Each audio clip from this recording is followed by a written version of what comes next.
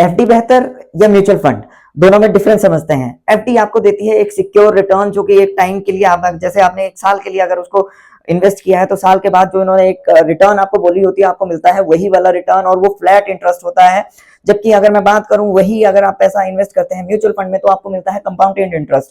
Let's say अगर आपने 1 लाख रुपए इन्वेस्ट किया तो आपको एफडी में मिलेगा 7% के हिसाब से, अगर मैं बात करूं तो 1,07,000 एक साल के बाद।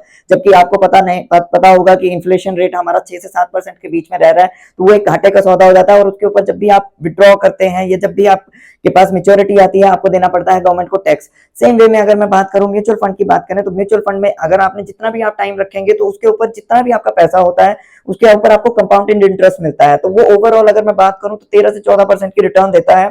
हाँ, उसमें भी आपको लॉन्ग टर्म टैक्स या शॉर्ट टर्म टैक्स देना पड़ता है, पर लेकिन वही बात है, एक तरफ आपके पास 8% का रिटर्न आ रहा है और एक तरफ पे आपके पास 14% का रिटर्न आ रहा है। तो मतलब आप रिटर्न के मामले में तो डबल हो रहे हैं, प्लस अगर आपको गवर्नमेंट को उसमें से देना भी पड़े तो म्यूचुअल फंड आपके लिए एक बेटर ऑप्शन हो सकता है। Thank you. और ऐसे वीडियोस के जानने के लिए आप हमें फॉलो कर लें प्लीज। Thank you.